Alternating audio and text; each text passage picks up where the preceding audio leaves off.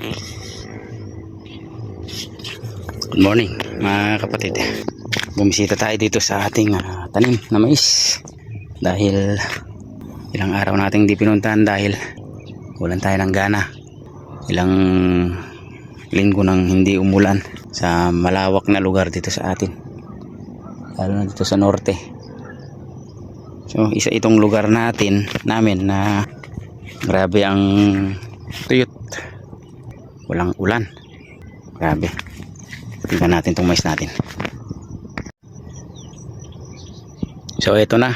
Maaga kasi ngayon. Kaya kung makikita nyo, parang okay lang sila. Yan. Pero pag tirik na ang araw yan, nagsisibuyas na yung dahon. Tutusin sana ito.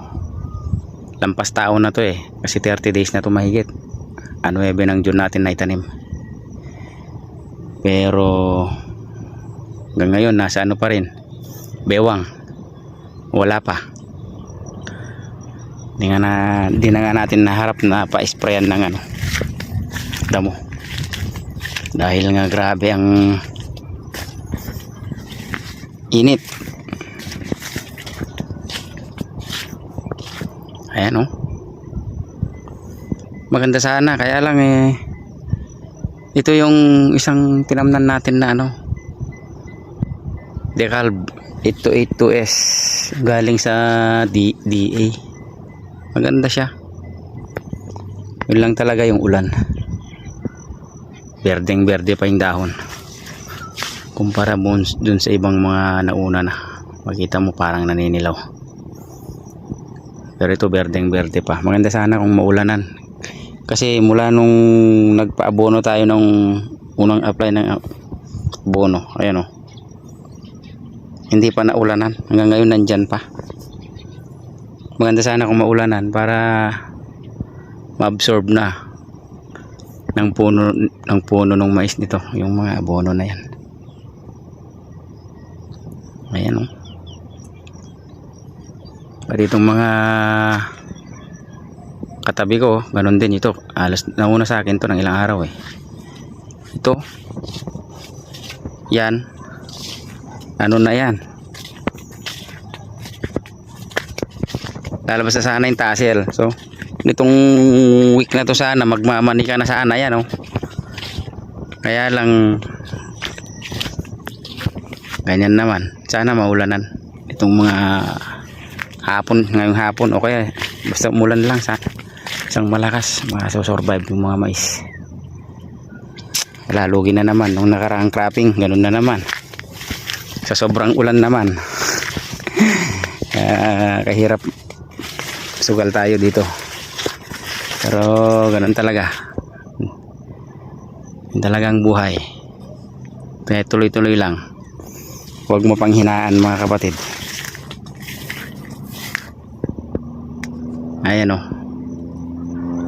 Maganda pa naman sana yung puno niya Kumpleto yung puno.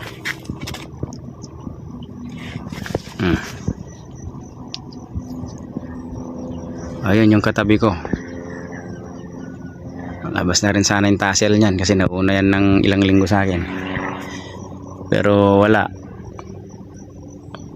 Sana bago lumabas yung tassel nila maulanan para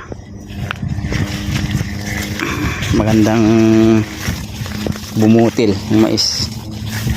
Hindi ko na naharap na sprayan Itong siguro pa-sprayan ko to bukas. Malalaki na pala yung kasi first time ko tong dalawin after almost 2 weeks hindi ko to dinalaw kasi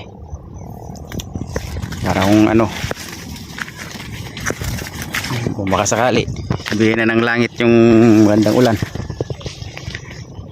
kasi sa ibang lugar binaba sila namumuo naman yung mga ulap dyan. Ibaba muna lahat yan. Ayan ito yung decalb natin. 9 na itanim. So ilang araw na ngayon? 12. Nasa 33 days na ito. Dapat lampas taon na to sa mga ganyang bilang ng araw. Pero umasa pa rin kami. Masasurvive to. bahala na si Lord kung ano man yung maging plano niya.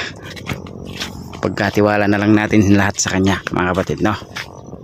Kaya wag lang malungkot. Ganyan talagang buhay ng isang manananim, farmer, no?